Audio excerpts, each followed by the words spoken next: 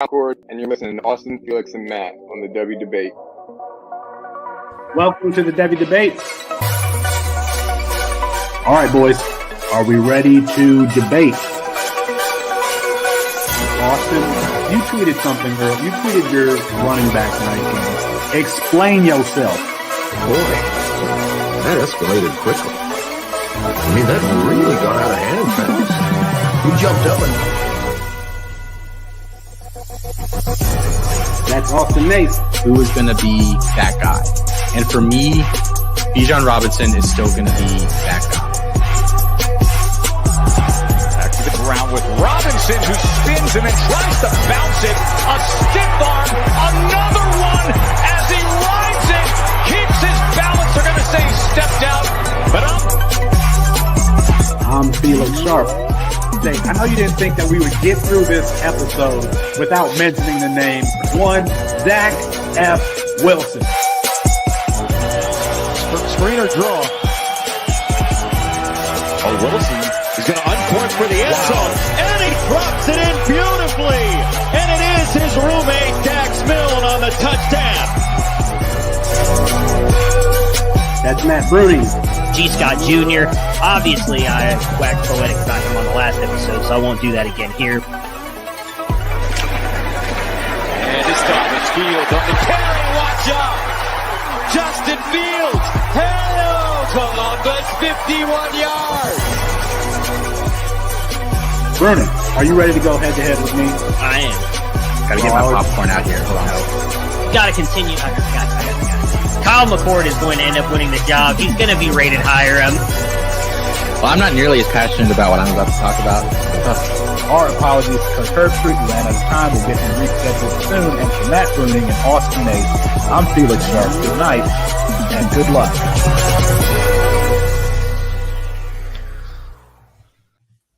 It's 9:30 Eastern, the only time zone that coordinates recruiting. That means it's time for the Devy Debate, brought to you by CampusToCant.com. Matt Bruning, Austin Nace, and Chris Moxley here as usual, and I'm Felix Sharp. On a railroaded version of tonight's show, we talk the Under Armour All-American game.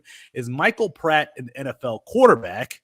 And we ask Noah Hills why he hates Jahmyr Gibbs with the passion of 1,000 suns. But we start with this weekend of bowl games, which was definitively the best playoff that we've seen, gentlemen. And we had the Cotton Bowl between the aforementioned Michael Pratt, Tulane, and USC. That was a great showdown. Austin, or Chris, let me start with you. There are a lot of players that we could point to. Who do you think's stock is up after this exciting weekend? I'm just going to count it because it was the weekend for me. I thought LaQuint Allen, the Syracuse running back who came in for Sean Tucker, is like mega stock up. 1594 rushing is fine. Like Minnesota has a crappy rush defense, whatever. Like that's sufficient enough for me. I don't care. It's over 6 yards per carry. 11 receptions. 11. I'm hard-pressed to find a running back that does that every season. Allen doing it in his first real start in replacement of Sean Tucker in their bowl game was really, really impressive to me. And I think the offense might use him as such. I know they're losing Robert and which concerns me, obviously. But they had a new play caller for this game, and I think they might use him in that way. He looked good catching passes. So LaQuint Allen is someone that I liked him coming into the year, but he way outpaced my expectations. Chris, the question is going to be what we should do with that information and how he played in this game. Replacing Sean Tucker there, we need to have some sort of context for whether or not he should be rostered, how he should prioritize. Oh, absolutely, he needs to be rostered. He might be rostered in leagues already, depending on how much you liked him. Austin's got him. I have him in a couple spots too. But he certainly should go in startups this year. You probably need to draft him before I'm guessing the 20th round. After this bowl performance, You probably need to take him top 20. At least top 25. I mean, a receiving back that's going to get 11 catches, like it doesn't matter how high or like you specifically are on him. it's probably going to happen, especially based on what we saw from Sean Tucker last 2 years in terms of just like raw dominance in terms of controlling that offense. For some of these guys who are players in college already, last year Cameron Ward, this year Devontae Walker, I think that we need to have some sense for where they should be taken. Cameron Ward was probably a first or second round draft pick last year. Devontae Walker, I'm guessing, will be taken somewhere between the second and fifth rounds. And it sounds like you're saying with Quentin Allen, take the guys that you know are NFL guys, take your freshman, and then consider him somewhere thereafter. Yeah, I'd probably take him around between round 15 and 20. I don't know if he's going to get that high though. I don't think he's going to get to above round 15.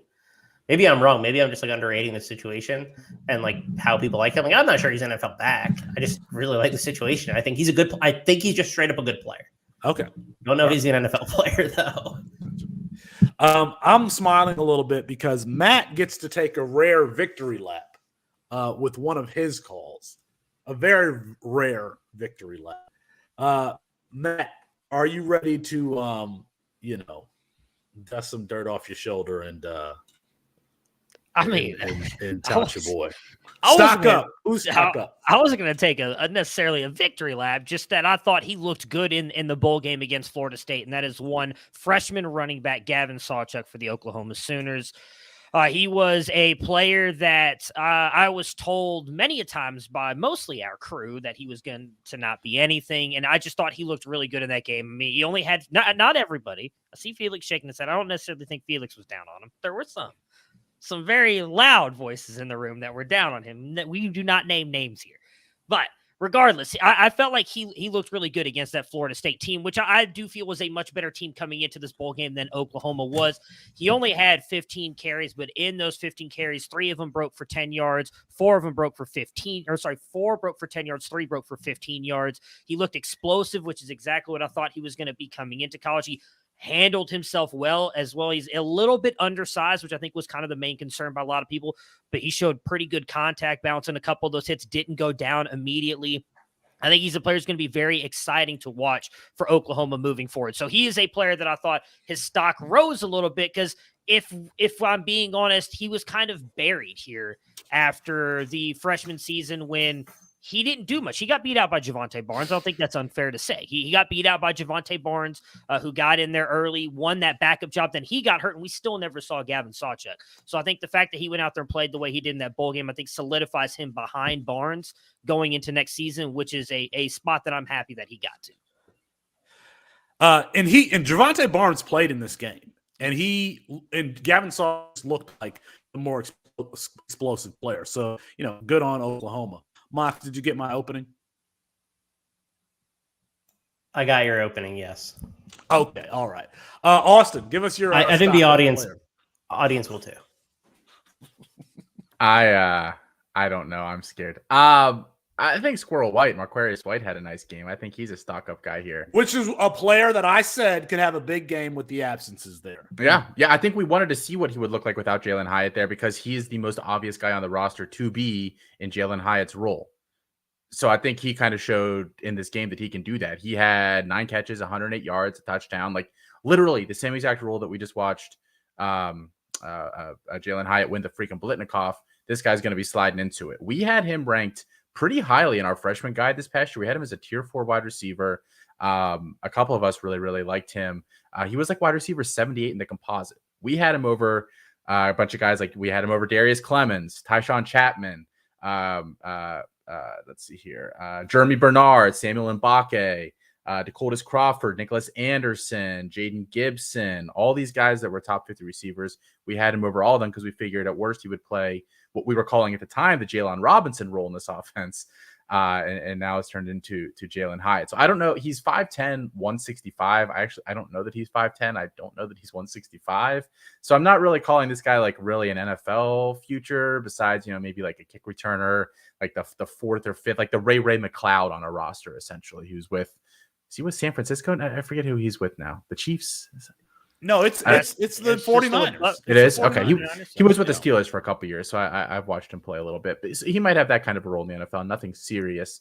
But I think you can tell that he just had a super long touchdown Yeah, he did. He did. Yeah. So yeah, I mean, you're not ever going to start him for fantasy, but I mean, he's going to be on an NFL roster. He's going to be doing stuff. So I think that's what Marquarius White can be. I think he'll be a really good producer for the next couple of years. I mean, Joe Milton, we just watched him. He could probably, if he was standing 10 yards from me, he could throw a football clean through me. Like, I don't think he's going to have a problem getting the ball to Marquarius White downfield. So I think it's a nice match made in heaven for next year for those guys. No one picked anybody from the 2 playoff games or the Cotton Bowl, which were the most exciting games. We're talking about they're all leaving school. We're talking about stock up from this weekend's game. I'm surprised that no one said CJ Stroud, who showed a different style of play than what we've seen over 2 years. I mean, he was avoiding interior pressure on multiple occasions, stepping up into the pocket, and then throwing the ball downfield, including one of those touchdown passes to Marvin Harrison Jr. I don't think anyone expected Ohio State to be able to carve up that defense the way they did. And CJ Stroud carved up that defense.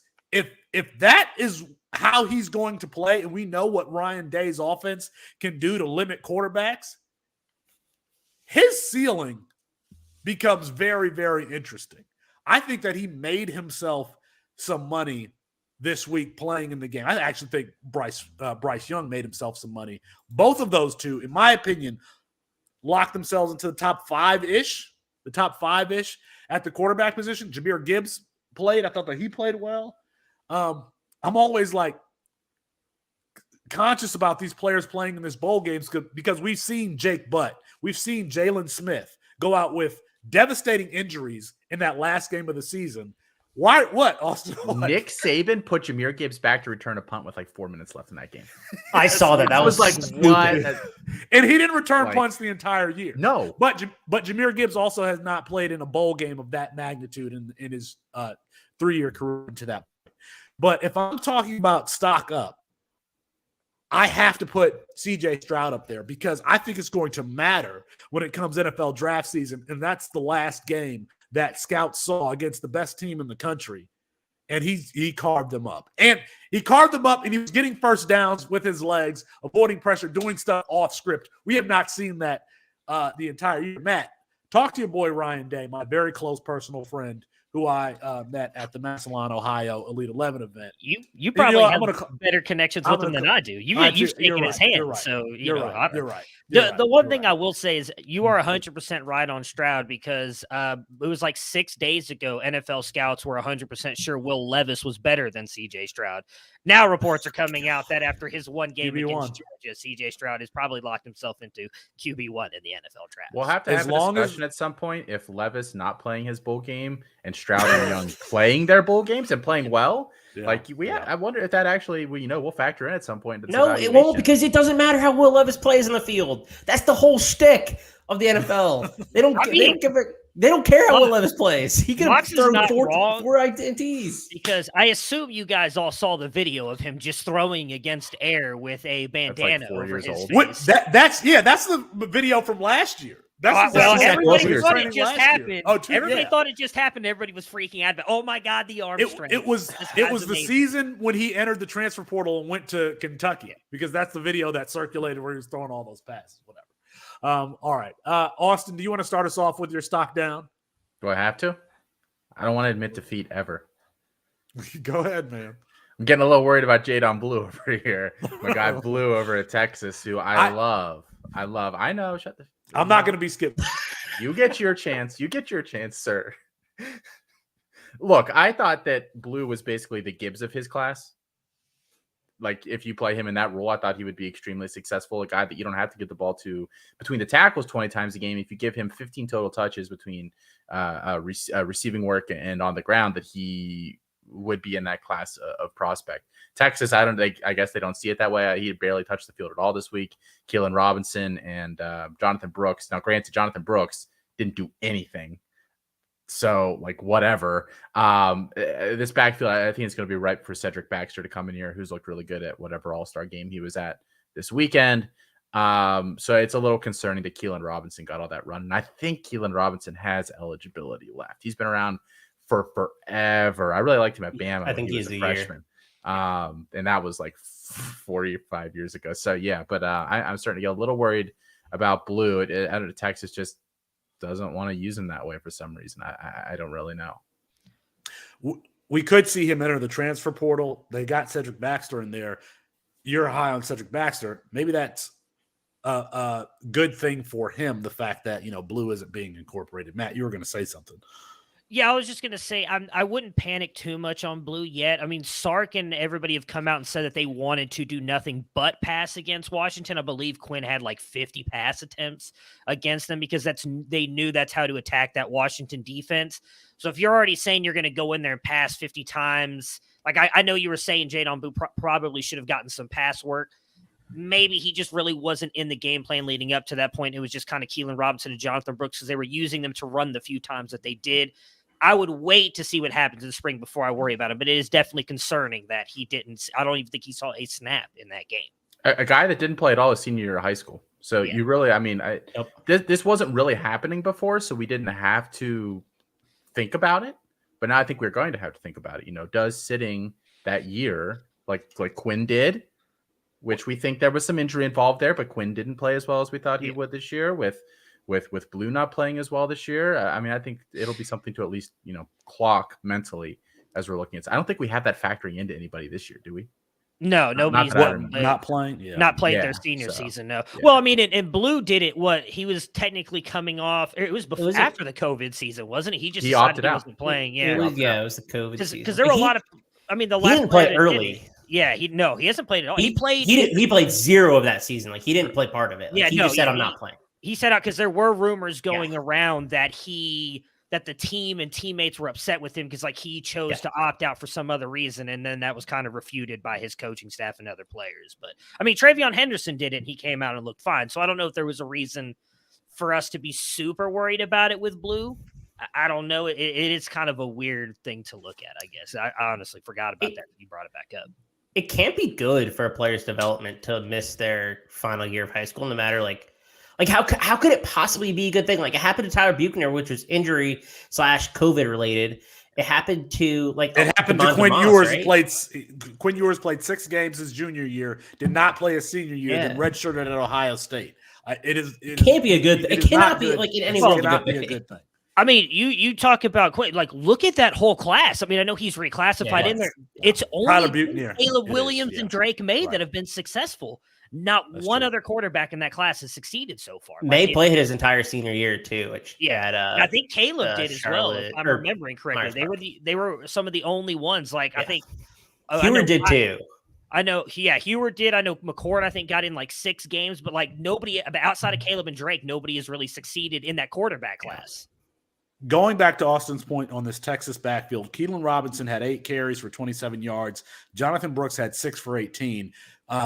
None of them averaged more than 4 yards a carry. So there's still some light there. However, Jonathan Brooks was the 3rd leading carrier for that team on the season. I keep saying that we need to pay attention to him as a potential player who could command a big market share of those carries next year. And it's a Steve Sarkisian running back. So take that for what you will. All right, Matt, who's your stock down? I'm going to say Cade Klubnik, but this is also more because of Clemson's offense as well. And I don't remember who it is that said this. I want to say it was you, Felix, but it may have come from Matt Waldman. Cade Klubnik looked great in between the 20s, right? He was able to move the ball, looked perfectly fine, but the minute he got down into the red zone, they stalled every single time. And I've heard it was either you or Matt Waldman say before, it doesn't really necessarily matter what they do then. Was it Austin that said it? Watch what those players do in the red zone, because that is when everything becomes constricted, and that's when you can really tell about a quarterback. And he struggled. He struggled mightily, and I don't know if that was all Cade. Some of that I do think is Clemson in that offense, but he is, again, one that we talked about this last week. I know Austin and myself both had him as some players to kind of trade. Now, he's still valued very highly because of what he did against UNC. I think we're seeing more and more tape that maybe we were kind of right on what Cade really is, and he was a little bit overinflated coming into his freshman season. I have made those comments in the context of talking specifically about Drake May and how he uses the pump fake to move people in the red zone. And it's something that Aaron Rodgers did. Aaron Rodgers had that long streak of never having thrown an interception in the red zone just because he manipulates space well. So, and Austin, you called Cade Klubnik a sell on the last. I think Matt and I both had him down. Yeah. Yeah, last show. So, all right, Mox, who you got his stock down? Not Cade Klubnik. I'm still on the Klubnik train. Mario Williams, the USC wide receiver, one-time Oklahoma wide receiver who cost them the game. Like, I don't know, there's a better way to say it. He fumbled at the 1 yard line on just honestly a boneheaded play. But he also hadn't returned kicks at all this year. It was a bad situation. That's not why I have him as a stock down, though. He didn't show out in the bowl game, hasn't shown out all year outside of like the first 3 games against non-Power 5 opponents. Maybe he's won 100-yard game with Caleb Williams as his quarterback, and Jordan Addison hobbled most of the season. Like, at what point do we just say Mario Williams is just a complimentary wide receiver in a college offense and not a guy that we can rely on? And so, like, if you're taking him top 5 rounds of a C2C, I think that's probably bad value at this point.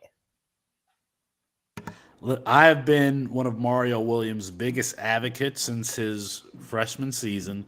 Chris, you are on my fight list for this. I already know. I already got the text. I've seen it. I want to look. I mean, how are you not worried though? Like, what is the reasoning to not be concerned about his performance? What did Jalen Hyatt do before this season? What did Jalen Hyatt do? Jalen Hyatt isn't even a good wide receiver. He's just fast. Like, that's the thing about Jalen Hyatt, though. Like, he's not a good wide receiver. Sorry, I don't want to get off on a tangent, but like, I mean, can Mario Williams? What do you think Mario Williams runs? I think he's a sub 4.5 guy. Probably. Jalen Hyatt's like a 4.4 guy. There's a big gulf between like 4.48 and 4.31, which is what Hyatt's. Yeah. I mean, the NFL will value that a little more, I would think. I don't know. Why has nobody said Quinn Ewers? Now, I know that if you look at the box score, he was, 30 for some 31. I think he was 31 for 47. 300 something yards, 1 touchdown, no interceptions. But there was a lot of Anthony Richardson type offense in that game, a lot of throwing the ball behind the line of scrimmage, a lot of checkdowns. I'm just saying he has not been as dynamic as we've seen from some other highly rated recruits out the gate. Bryce Young, even DJ Uiagalelei, his first season, we forget about that, was playing really well. Quinn Ewers has had this entire season to kind of improve. And somewhere along the line, like after that Alabama game, he was not really the same player. So I think that Quinn Ewers should be considered there. I think his yards per attempt average was like 6.7 or something like that. Just very game manager-y for Quinn Ewers. That is my stock down. All right, there's another player who stock I think who played well in the bowl game. Let's bring in Noah Hills here. I want to see. Do I have his stats in front of me? I was trying to bring him up. All right, so Jahmyr Gibbs, 15 carries, 76 yards. He also had just two catches for 66 yards. Sounds good. Friend of the show, Noah Hills, at Noah More Parties on Twitter. This is not as professional as an introduction as I normally give. But Noah, you've tweeted some concerns about Jahmyr Gibbs' profile from an analytical perspective. Can you kind of explain? Can you explain what your concerns are and why you are throwing ice water on this prospect? Yeah. So the tweet was Gibbs's seasonal numbers in a metric called relative success rate, which basically looks at, given the down and distance situations that Gibbs is carrying the ball in, how consistent is he at creating positive outcomes on his carries relative to his teammates, and adjusted for the kinds of defensive fronts that he's running into. So, and starting in 2020, when he was a freshman, the percentile ranks of his marks in that metric are the 67th percentile as a freshman. So pretty good first year at Georgia Tech. Then his sophomore year in the 12th percentile, last season at Alabama in the 3rd percentile, and for his career in the 19th percentile relative to like running backs drafted in the last 4 or 5 years. So that's not very good. If he's not creating positive outcomes more often than his teammates are, like at Alabama, he's playing with a lot of talented guys. Maybe, okay, we can make some excuses. At Georgia Tech, he wasn't playing with that many. I mean, Jordan Mason's good, but regardless of who you're playing, like we made the same excuse with Isaiah Spiller. Like Devon Achane's really good, so these numbers don't matter. I don't know. Isaiah Spiller turned out to not be that good. And I don't think Jahmyr Gibbs is Isaiah Spiller, but he's also not, like box adjusted efficiency rating isn't a consistency metric. It's like an average metric, kind of using the same adjustments. And Gibbs is performing better than his teammates there, but still for his career in the 19th percentile. So equally unimpressive as his like per carry consistency has been his per carry average. So it's difficult to look at that and kind of reconcile that with like effusive praise from everybody in the scouting dynasty Devy communities about Jahmyr Gibbs. And I completely get it from a receiving standpoint, but people aren't just talking about him as an elite receiver. They're talking about him as an elite pure runner, and the numbers just don't say that. But I also see the positive things on film as well. Like when I was watching, that's what I was going to ask you. And Noah, if you could tell people where they can find your film analysis on YouTube. I don't know if it's the same as your Twitter profile. We're talking to Noah Hills at Noah More Parties on Twitter. And he is going to be doing a running back website at some point. And you can sign up for information about that website on his pinned tweet at his profile, Noah More Parties. So Noah, where can we find your YouTube work now? I think you could type Noah More Parties or Noah Hills on YouTube and get there. I also post pretty much every day on TikTok, just like short little film study clips. So I'm doing a lot of stuff over there. And so you've talked about Gibbs from an analytical perspective. Does that match with what you're seeing on film for him as a runner? Yeah, I don't think so, but I think the way that I've approached watching film, because I don't have much of a background in it and I need numbers to help ground my thoughts, is I've been like charting and tracking all sorts of different things when I watch. And Gibbs is really good. Like he's the most elusive back in the class of the guys that I've charted so far, just based on like times he's attempted to evade a defender and how often does that result in like a not a tackle. He's the most successful at that. He has like the deepest bag, or one of the few deepest bags as far as like repertoire of evasive moves he can go to. But he's also probably the least powerful runner that I've charted so far, based on different types of contact and how often he breaks through that contact for either like extra yardage or breaks through it completely from different, like he's the worst in the class that I've charted on like body to body contact from the head or from the side from linebackers. He's one of the 2 or 3 worst against defensive linemen and defensive backs. And so while I think he's where I've been, a lot of my analysis on film has been centered around like decision making. And I think he's one of the best at that. And so it's been a little bit difficult for me to wrap my head around like, well, then why are his numbers bad? But I think this the lack of power he has, I think, is a decent explanation, especially I think on gap concepts where his like decision making isn't as much of in advance, like it doesn't manifest as much on like a power or a counter run, and his workload because has been in a gap scheme, he doesn't have a choice as to where he's going, as opposed to zone where he can say, all right, here's my cutback lane. Right. And he runs pretty 50-50 split gap zone. And so that's like half the plays he's running, where I think one of his best skills is just kind of neutralized. And then otherwise he doesn't break tackles through the line of scrimmage or against linebackers very much at all relative to other guys, like other top end guys in this class. And so I've been impressed by his decision-making and his athletic abilities, but I think the lack of power might be kind of a key to why he's not as successful.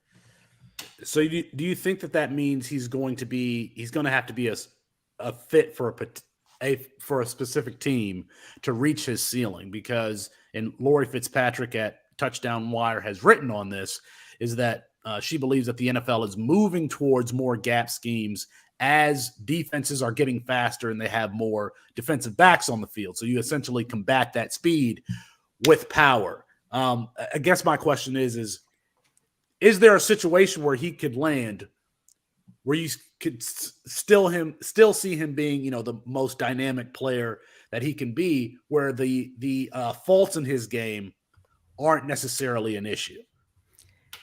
I think so. I'm not familiar enough with like the landscape of the league as far as like the schemes that they're running goes to come up with a location. But I think just kind of in a philosophical sense, looking at this through like a fantasy lens, Austin Eckler is not an efficient run. I don't know what kind of concepts they're running there in LA, but like he's not an efficient runner really at all. Christian McCaffrey has often not been a very efficient runner. Alvin Kamara has had elite RB1 seasons where he's averaging less than 4 yards per carry. Gibbs is a little bit different than each of those guys, but I think the appeal is that he's like this elite receiving back who you can split out and he can kill a linebacker over the middle, and like defensive backs are going to have to cover him. And that makes his job as a runner easier if he's putting that on the field. And so even if he's a 4 out of 10 for the sake of discussion as a runner in the NFL, if he's a 10 out of 10 as a receiver at running back, a team's going to use him and he could be an elite fantasy asset anyway. No, I want to ask you real quick.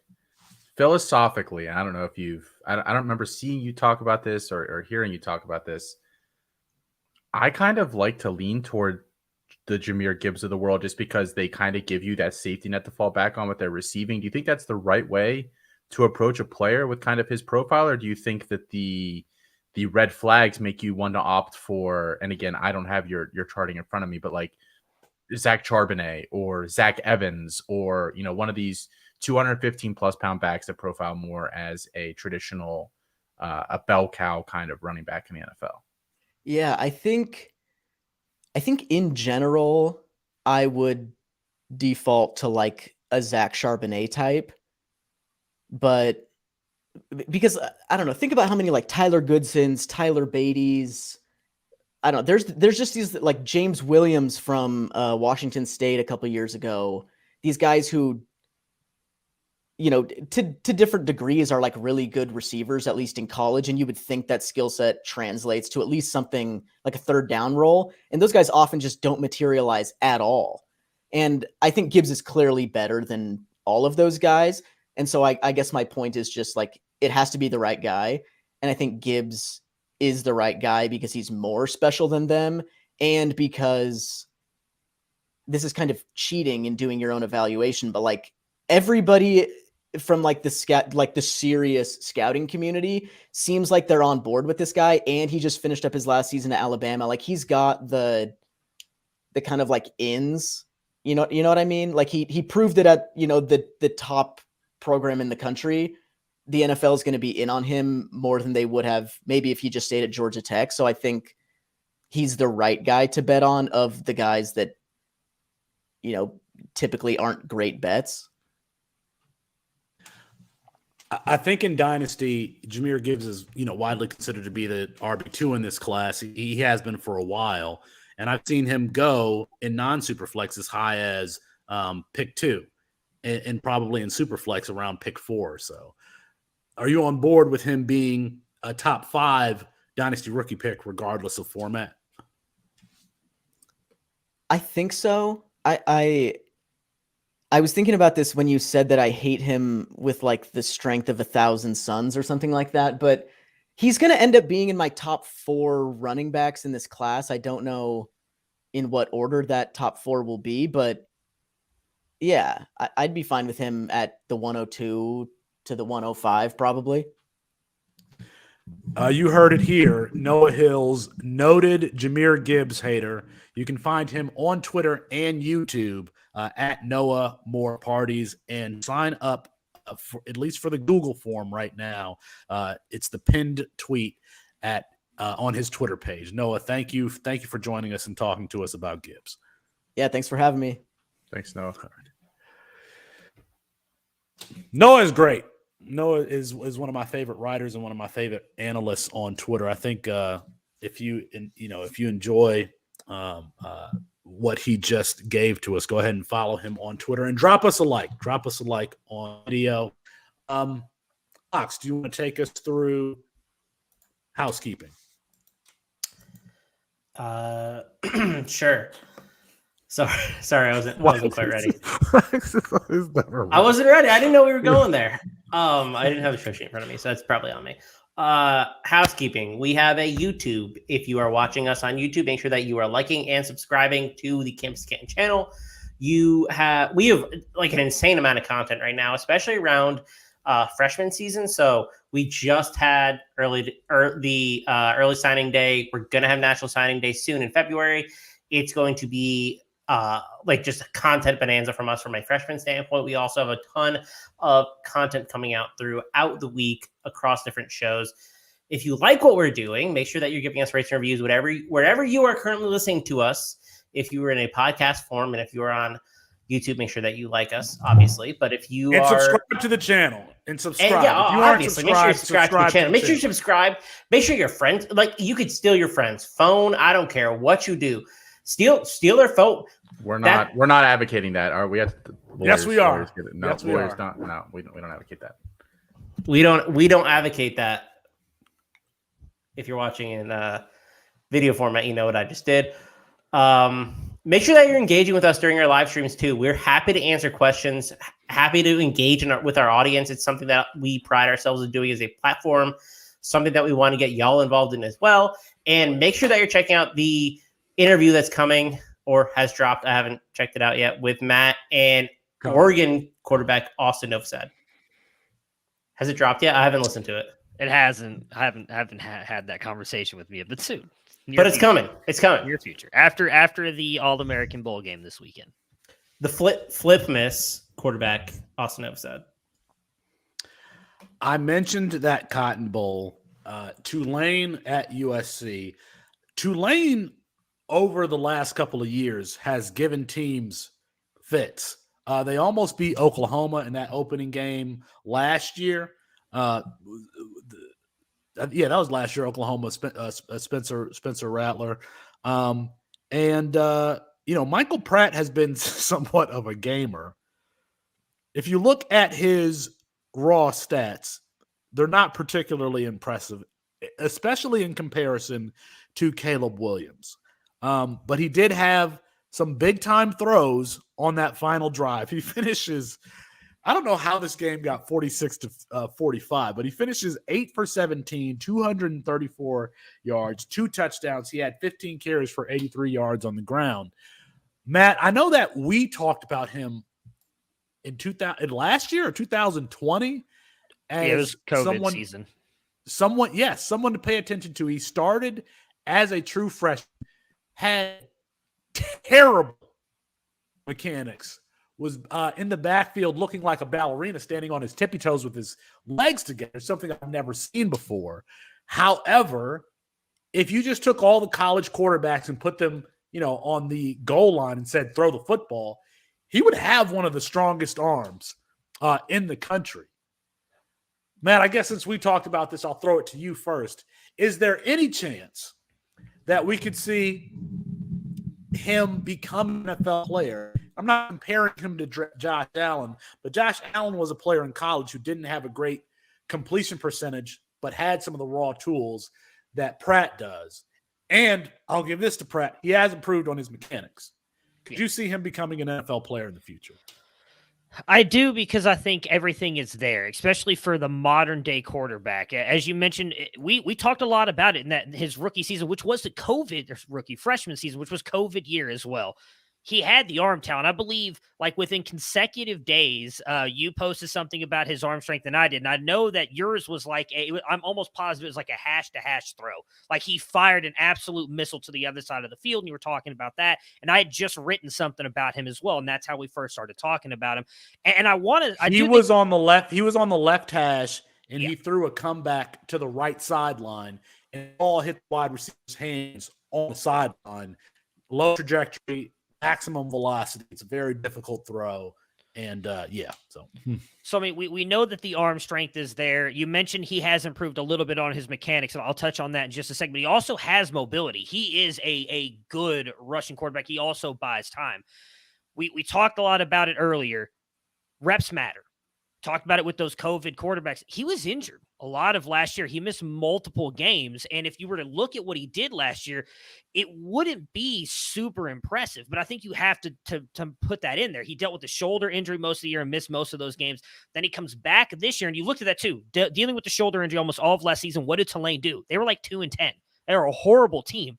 He comes back this year fully healthy. Felix mentioned he's improved a little bit on his mechanics. All of a sudden, they just made it to a top-tier bowl game and beat USC, and that's all on Michael Pratt's arm, realistically. And why I think that he's even being valued higher is if you just go look through the rumors and everything that's been talked about when Willie Fritz was possibly leaving Tulane to go to Georgia Tech, multiple high-end P5 schools contacted Michael Pratt and offered him NIL money to come to their schools, and he was going to go until Willie Fritz came back. And when Willie Fritz did not get a Georgia Tech job because he said he was not leaving because of the bowl game, he pulled his name. He immediately said, I'm staying at Tulane.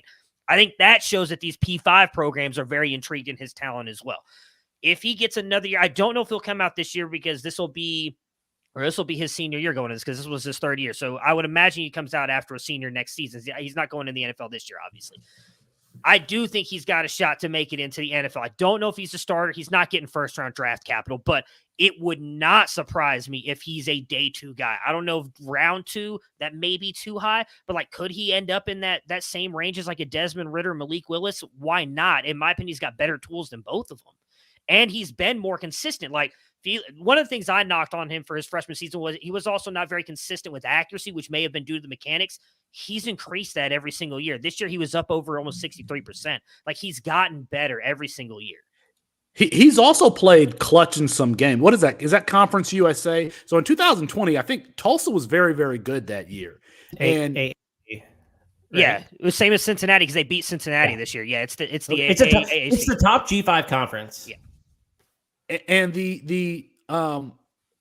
anyway, Tulsa was very good that year, and like he had them up late. And who's that? Zaven Collins. That was the year Zaven Collins who's with Arizona. He was playing really well for Tulsa. Michael Pratt had them up with like 2 minutes left in the fourth quarter and a comeback win, and they kind of blew the game. But he has played well in some clutch spots. Mox, any thoughts on Pratt as a potential NFL player? I'm not quite going to the same extreme that Matt is, but I do think that he certainly has the tools that would interest a lot of NFL teams. I personally, if I was a Power 5 school, would rather have him over Graham Mertz. So take that for what you will, Florida. I think he's a better player than Graham Mertz is. He's just a gamer. Well, and Florida was one of the teams rumored in on him, were they not? They were. You're right. Like, a lot of Power 5 teams wanted Michael Pratt. He has cachet. He takes a lot of contact when he runs. I mentioned that final drive. So he finishes the game 8 for 17, 232 yards, 2 touchdowns, 83 rushing yards. That final drive, he was 4 for 6, 58 yards, a touchdown, and then the rushing conversion on fourth down. Also had the 2-point conversion. There was the throw along the right seam that reminded me very much of a throw that Matthew Stafford had against the Cowboys. A game where I think Calvin Johnson set a record for receiving yards, and there's a throw in that comeback victory right along the seam. Anyway, where he just kind of fits it right in there. Austin has mentioned in the chat that he doesn't have anything to add on this player. That means that he does not like the player. Nothing intelligent, at least. Like no. He does not like the player. I haven't watched him. I haven't watched him. I have no comment. I didn't even get to watch like half of that game, so I have nothing intelligent to add here. I'm sorry. I can say something stupid. Okay, we'll save you. All right. There's a lot, man. Football season just keeps rolling around. It's January and we still got stuff to talk about. One of those things being the All-American Bowl last year, which is the 2023 freshman class. So, Dante Moore, Justice Haynes, Reuben Owens, Malachi Coleman, Austin Novosad, all of these guys, Carnell Tate headed to Ohio State. Matt, I don't know how to tee up this conversation, but anything I know we've seen at least one of the highlights from the wide receiver going to USC. But anything that you want to mention about or takeaways from this game? Yeah, that was from the Under Armour game, which happened. Was that yesterday? I think it was Zachariah Branch with the punt return. The All American Bowl is on Saturday, which has got. Yeah, they happen fairly quickly, as you mentioned. The Under Armour, they split these players up. The Under Armour one had a lot of the other top guys. That's an ESPN kind of sponsored bowl with Under Armour, so it's a lot of the top ESPN guys. This one seems to be more of like a 24/7 sports thing. I believe they're one of the main recruiting sites down there doing this stuff. It's with Adidas, but they do have a lot of the top names there. Felix just mentioned a ton of them. Dante Moore, Justice Haynes. You've got Austin Novosad, Kenny Minchie, Pierce Clarkson, Lincoln Kineholz on the other side, Aiden Childs. For me, it's just going to be a very intriguing game to watch. This game last year, we saw Cade Klubnik have a really good game. It really started driving some of the hype train for him. He went out there, played really well. Actually played better than Drew Allar, if I'm remembering correctly. Like, Allar looked good, but Cade Klubnik really looked a lot better. Allar looked like crap. Yeah, he did look I was trying to be like Austin and be nice, and not, I was just trying to. They didn't look good. My bad. Yeah, he did not look great at all. But that is for me what it is. Now, what I do like about it is obviously with On 3 and 24/7 Sports, they're covering it a lot more this year. You see a lot more of the practice stuff all over Twitter if you want to see that. But the game will be on NBC on Saturday. It's just a way to look at these guys going up against the best of the best. I mean, we named the offensive guys because we typically look at this from the fantasy lens. All of the top defensive guys there. I mean, Keeley's there. I believe Caleb Downs is there on the east side for the defense. They have some of the best defenses. It's just a chance to see the best guys coming in as freshmen against on the offense and defense. I mean, guys that I personally am watching. Obviously, Austin Novosad, I've been a big fan of his. He's apparently been one of the best quarterbacks the past 3 days that he's been down. There's been like him and Dante Moore, which I think is just huge praise hyped on Austin Novosad because Dante Moore is the better prospect. So to be considered playing as good as him in these scenarios, I think is a really good thing. Also on the opposite side of that, Pierce Clarkson, who is a quarterback that I like. He has been talked about being really bad through all of these practices, and I think that matters. That's stuff that we have to watch. But it's just that. I want to see these guys play against each other and who kind of stands out in these games and has a chance to kind of make a bigger name for themselves on Saturday going against their peers. Pierce Clarkson, who is headed to Louisville, I'm here in the Louisville area. He and his family purchased billboards around the city that I saw driving into work. Saying something regarding I'm coming home. Right there at the new soccer stadium, big digital billboard. They had one, but they had them all over. Austin, do you want to add anything about? I mean, you and Matt are out of us four are really dialed into the freshman class already. Any takeaways or points that you want to add about either of these two freshman bowl games? Yeah, just two names that have kind of stood out, it seems like, based on a lot of the reports that I've been reading from this game, the All-American game, not the Under Armour one. I think Zachariah Branch was the runaway guy there, the presumptive number one wide receiver in the class headed to USC.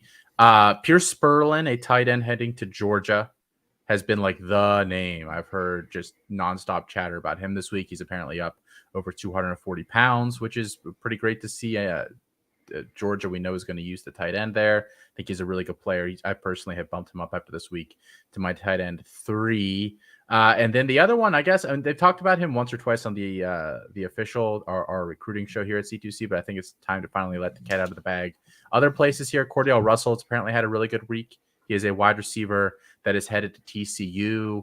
He was really underwhelming his first couple years in high school, and then he had an athletic glow up. He is one of the fastest wide receivers we have clocked at this point. He has big basketball background, and he has some crazy basketball highlights. Like the dude's just athletic, like the vert, the burst, all these kinds of physical gifts. He's apparently looked really good playing wide receiver this week too. So I think he's a guy that can go to TCU. They lose a lot of talent there, wide receiver, and maybe make a name for himself there a little bit as a freshman. So I think we'll let that name out of the bag here, and then I think those are the two names that have kind of just been the biggest so far this week. And I mean, just to get Felix a little bit excited here about Cordell Russell, because I know he likes his big wide receivers, 6'2", 200, and we actually have him clocked, I believe, as the fastest player overall in this class at 22.7 miles an hour. 22.7. He doesn't look that fast, and then I saw a clip of him in one-on-one work in this game, and he just totally roasted the corner right off the line, and he doesn't look like he's running at all, and it's one of those where he's just gaining ground between the two. And you're like, oh, he is moving really, really fast. He just is not putting in that much effort. So, and an interesting guy for sure. And to continue to add on that, it's not like he's playing bad competition in high school either. He's playing in Mesquite, Texas, in 6A football. So he's playing top tier competition. So, BC Brandon Carr, my teammate at Grand Valley, he would have explained that's why he ended up playing Division II. Is he grew like 3 or 4 inches his senior year, somehow, got this body and became more athletic right before going to college. And then he started as a tree. He started all 4 years at Grand Valley before being a 3rd round or 5th round draft pick for Herm Edwards and the Kansas City Chiefs. But it can definitely happen. All right.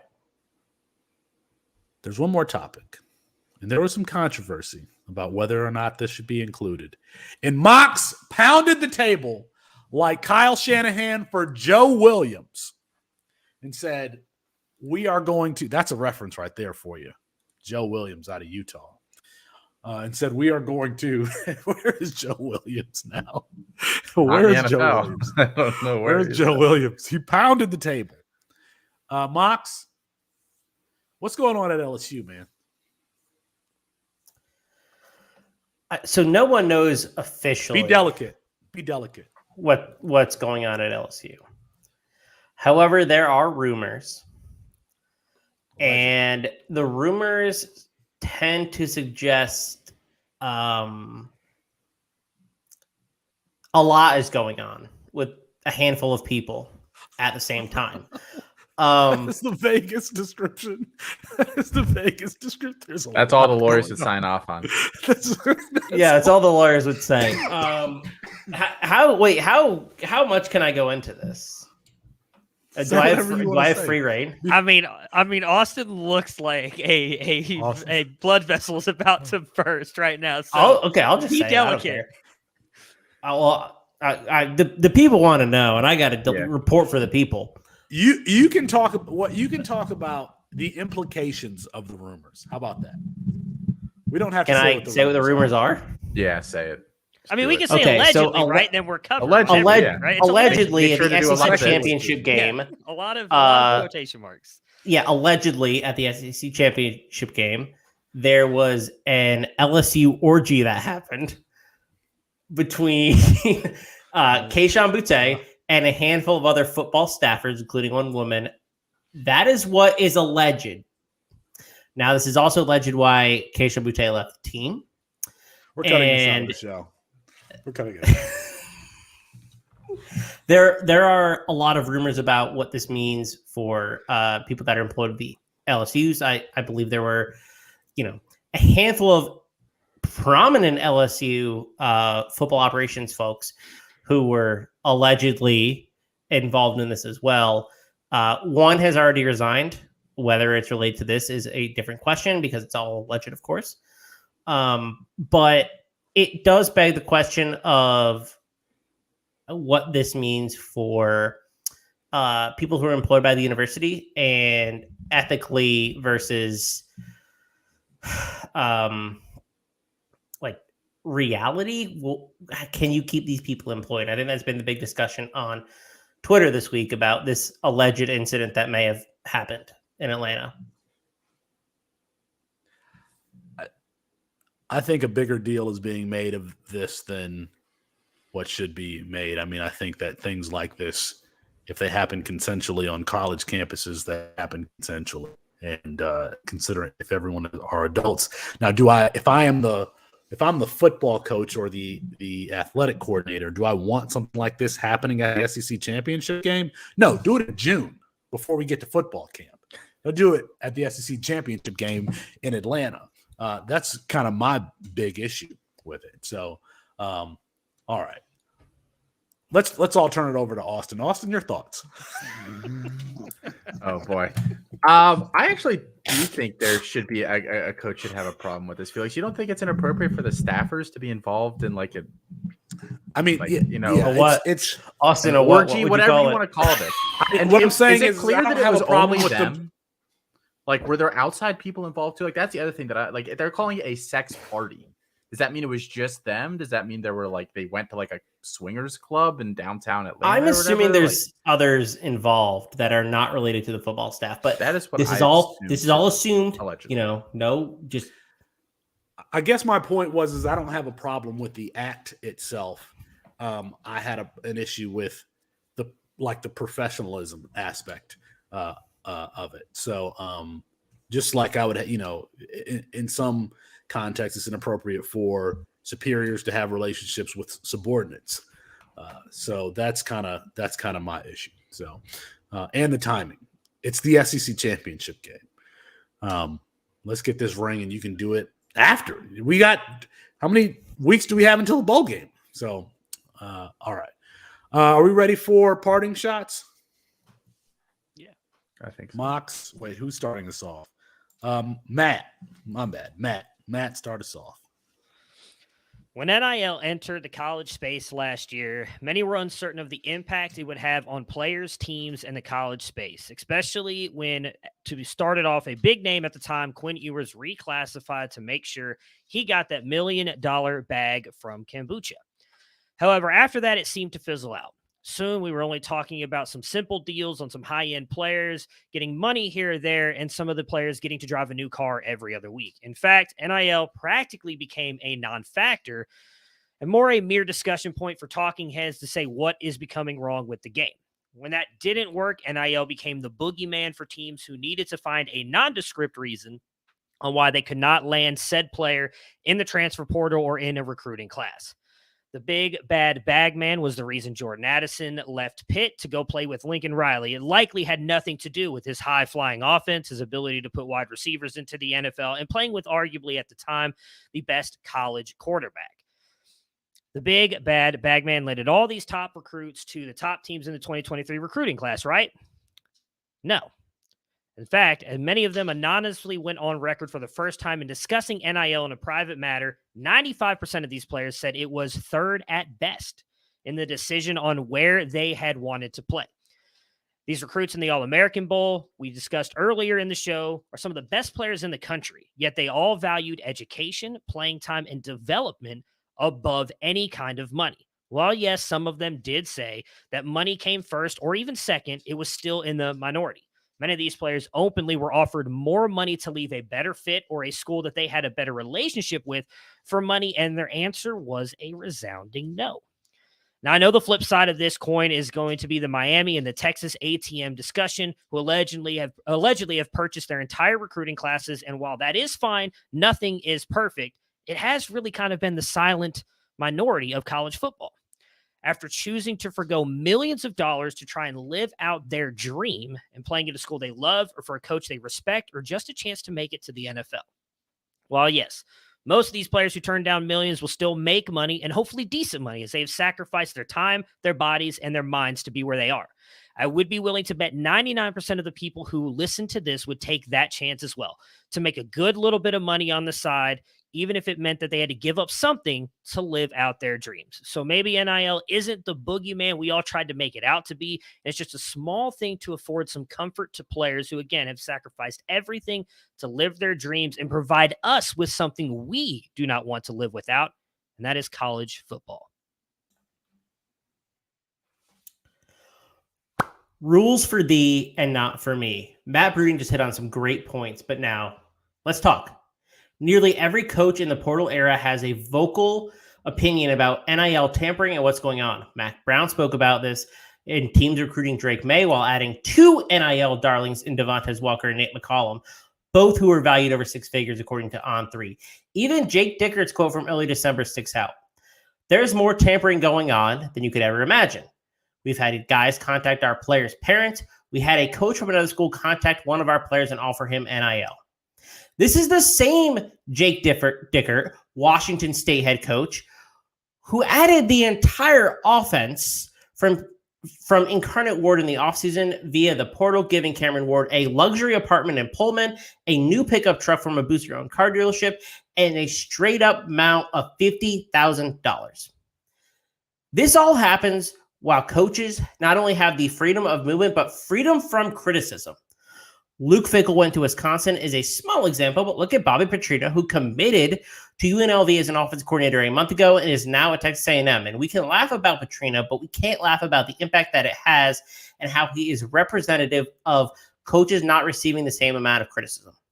This doesn't even begin to include the salary issues at hand. Coaches make millions while ridiculing the amount of money brought in for players via NIL.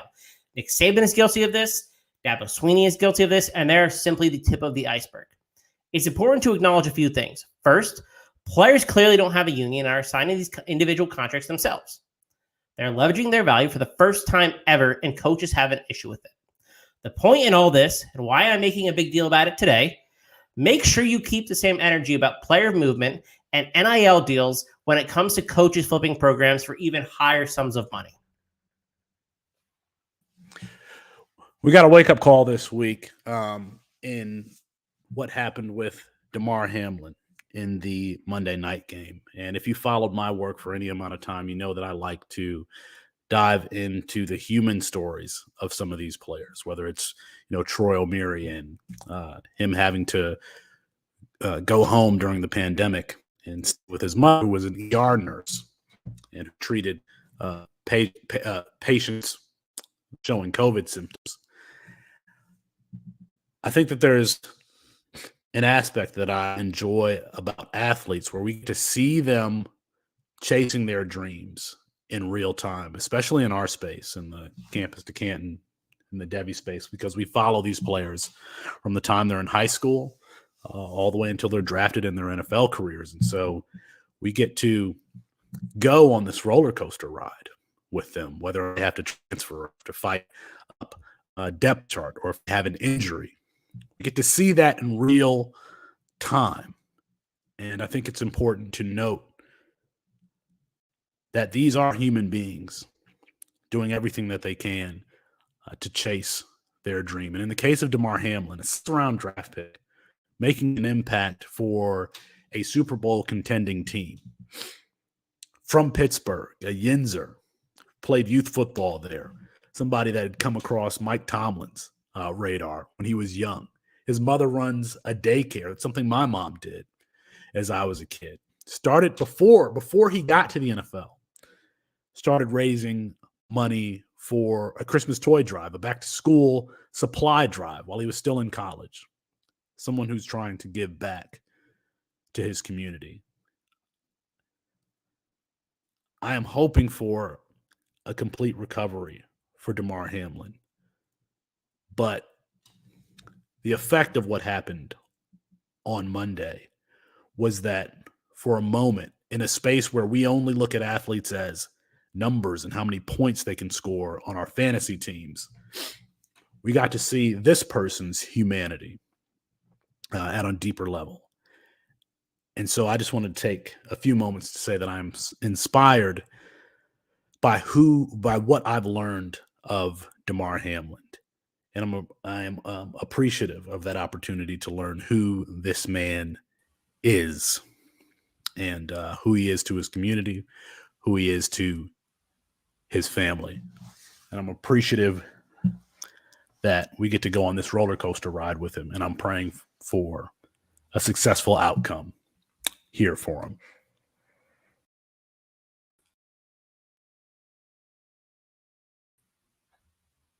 I say a lot of things into a microphone.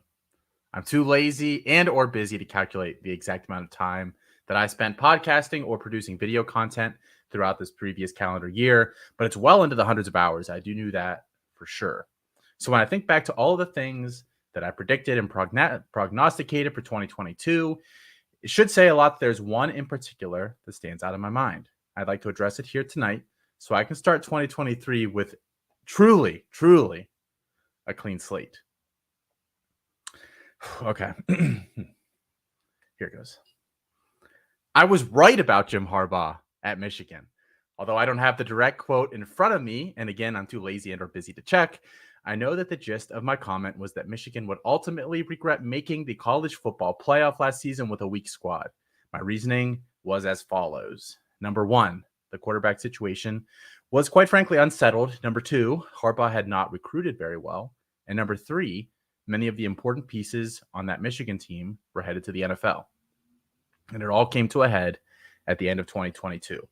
Sure, Caleb McNamara was not a perfect quarterback by any stretch, but I have a hard time believing that he'd have thrown two pick sixes in the national semifinal as a 7.5-point favorite. McNamara wasn't sexy, but he was safe.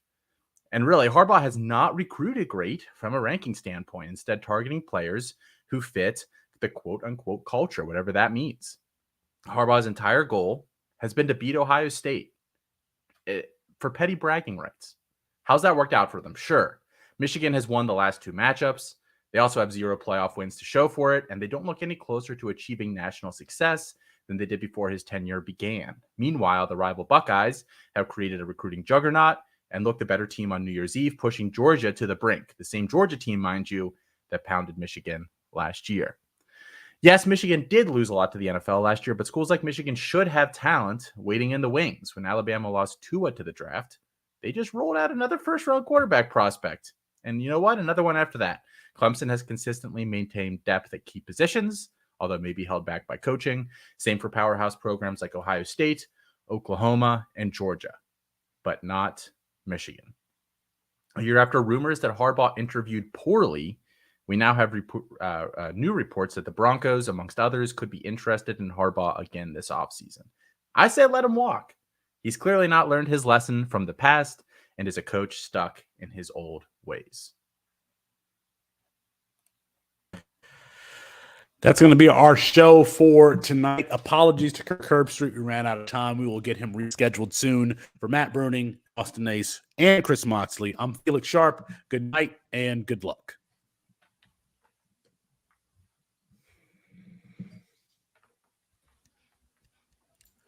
Good show, guys. Look at us. Good show. Good show. Thank you for hanging out with us. We got people watching. There's a lot of people watching, but not a lot of comments tonight, except from Nino. Nino, appreciate you tuning in for us. If you're tuning in to us for the first time, we do just kind of stick around after the show to talk about whatever. And if there are any questions, we can ask them. And we try to stick around for as long as Matthew will allow us to, before he starts complaining about how he has to wake up early. That's yeah. So you guys know I have to get up at 2 o'clock in the morning. So we want to cut this short. By the way, just to make that whole parting shots thing easier, you can leave everybody on the screen and just click the big icon thing, and it'll pull them up just like that. And so then you can just switch to each one. Instead of trying to put everybody in and out, and then you have Austin coming in and out of the stream 6 times. That was my fault. That was my fault. That was my fault. That was my fault. Yeah. Matt, the only person that commented that I did basically the same exact part. Yeah. As soon as I was listening, it's like, this is the exact same thing you said last week. You just say, I was right. 45 seconds were word for word, right? Yeah. Yes, exactly. Okay. The only thing he changed was I was right instead of I was wrong about. And then I flipped. That's the bit, right? Yes. Like that. The bit is that you are lazy and. I didn't really want to do the show tonight, but I was like, I have to do this parting shot because Michigan totally shit the bed this week, and it completely invalidated everything I said about Harbaugh 3 days prior. So I had to come on tonight and set the record straight. Well, the first 45 seconds, I was like, did Austin not realize what he's? Did he forget or something? That he's reading reading the same one from wait, what? I like it. It was a good bit. Yeah. Is he gone for sure, Harbaugh? Do we think? He I came tend out to today think and so. said he's not leaving. But did he do it like Wolf of Wall Street style? That's the He only. came That's the only. out- I'm not leaving. That I believe the take now. exact quote is, "I can't tell the future, but I'll be coaching Michigan in 2023." That's not a what he said. denial. That's not a denial, but he did say, "I'll be coaching Michigan in 2023." Those were his words. But he did say, "I can't tell the future." I think he's going to leave. So what I have heard is that he will not interview. Someone has to come to him and be like, "Hey, we're making you an offer." Like he won't interview for a job. He's such a fucking turd. I don't know what NFL team's going to do that. They're not just going A to be lot. like, "Hey, A lot of them. I don't think they're just going to go to Harbaugh and say, "Hey, here you go." Oh, I do. I don't. There's not going to be that many open teams. What do you got? Panthers, Broncos, Colts. probably 2 more. There's usually like 5 or 6 openings every single year. See, I don't know. What is I don't know if Daniel's it's contract like, because he's been. he won't be let go. They could get out from him for like $16 million, I believe, but the Raiders are a cash poor organization. They can't pay him. Yeah. They have to stick out the contract. That's why they're saying Derek Carr will be gone, because they can get out from underneath his contract. See, but I don't know how that's going to work, because so typically this Monday would be what they call Black Monday, right? Like all those coaches get fired and let go. But now there's rumors that the Bills-Bengals game is going to be next week. So if that happens, how many coaches really get fired this week? I don't know. They'll still be fired. I don't think they're going to wait for that game. Both those coaches are being retained. Well, so I would imagine that anybody that was going to go probably goes. Do we think Kingsbury's safe? I don't know. No. I think he's. I don't think probably he's gone, safe. But So Arthur Smith. yeah, he's fine. Yeah, he'll be safe. Lovie Smith is gone, right? No, Houston came out today and said he's not going anywhere. Oh, I don't think he'll be leaving for at least another year, because Houston came out and openly said that they knew this was going to be a couple-year rebuild after Bill And they're not. changed all Yeah, the picks.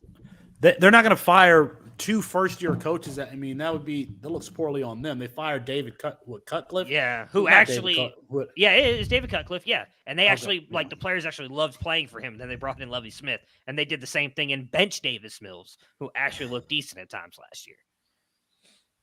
I hope Will Levis is the number 1 pick. I really do. He will. I saw that man, you said about how your Will Levis QB1 as long as the Lions aren't picking or whatever. Oh yeah, QB1. Oh God, I just want that to happen so bad. Drop us a like. We would appreciate it. If you're watching, drop us a like. I'd hate it. But yeah, I mean, so all those teams you mentioned, though, are probably the only ones. Washington, I think Rivera's gone after his flip-flopping of starting 4 quarterbacks today, and we haven't even gotten to the game yet. He's Sam Howell. coach. If Sam Howell's balls starting. out, I know. Yeah, I'm saying he's if he starting. balls out Oh, yeah. this week 17, they're gonna. All right, we're done with you. Yeah, they might keep him. I don't know, but I think he's got a good shot of being gone. So but outside of them, so that's 5 teams right there.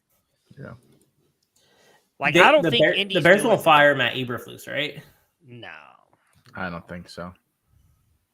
I can't. Yeah, I know believe stuff about the NFL. Look at me. I know he's got the hip injury, but We I were can't all like, believe- where does Justin Ray Fields where does Ray McLeod play? Nobody. I'm lucky if I get in like 3 hours of NFL football a week. So I gotta just read about it now.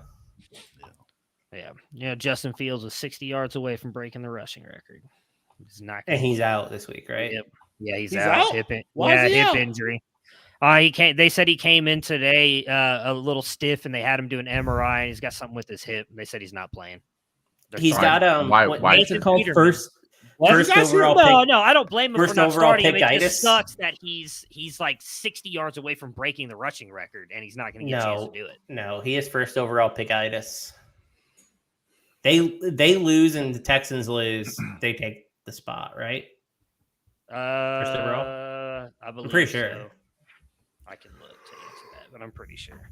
He gives them 2 good. I don't know why it matters. You're gonna take you're gonna take Carter or Will Anderson unless you trade out of that pick. So You're going to trade out of the pick If you're the 101, presumably a team can make that trade ahead of time because they get to pick whoever they want there. Like you don't have to wait.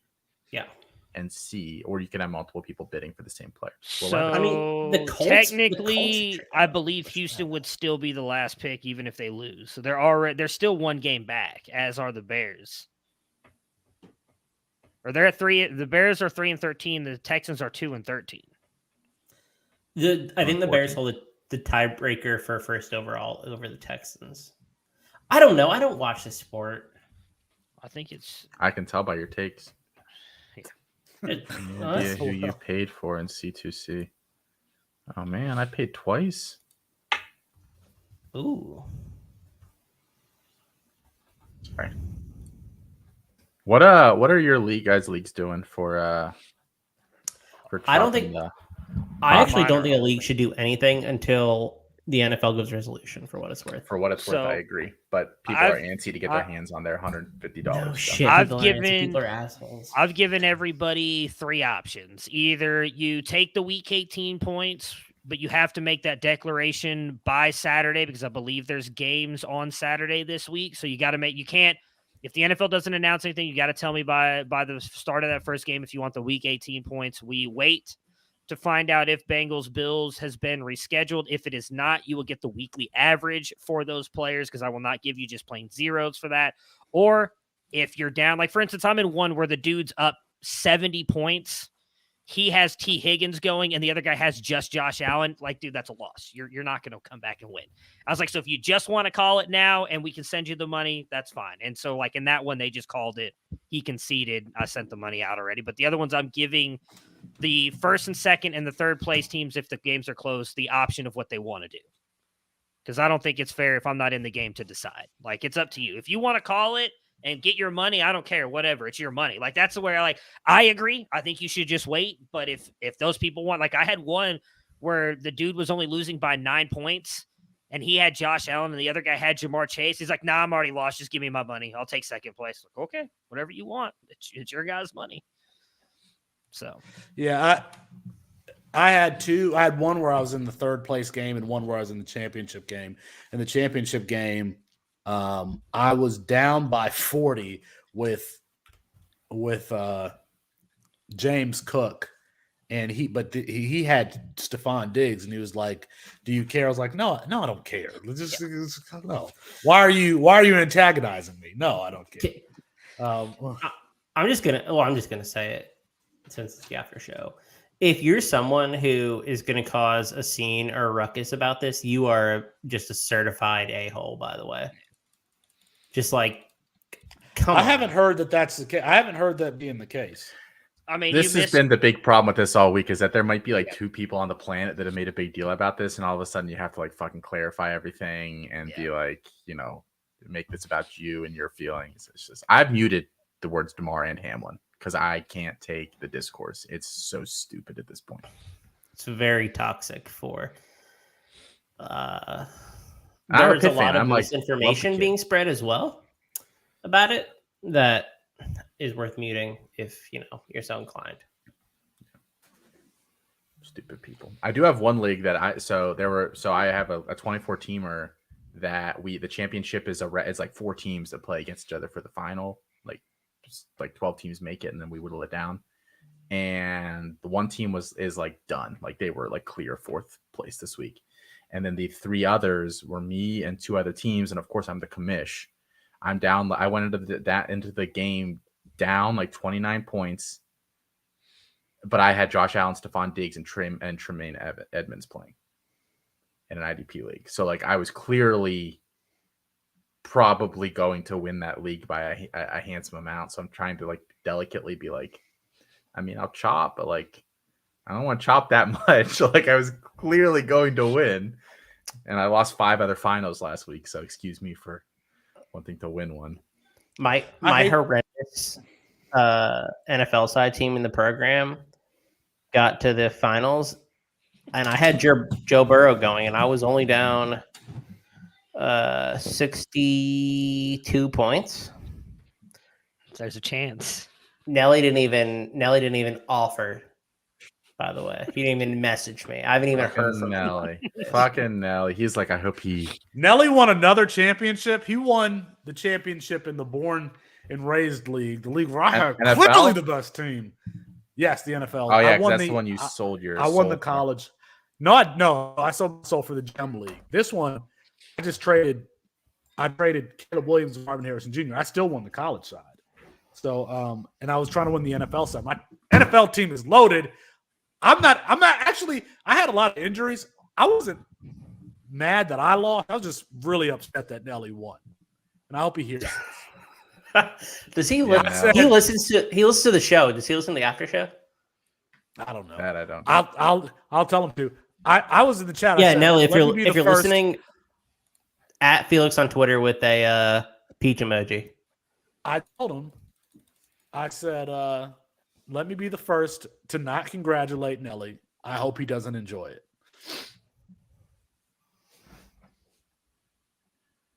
My arch nemesis. Who's yawning? You can't be yawning into the microphone. I have no Matthew, idea. is that the signal? Okay.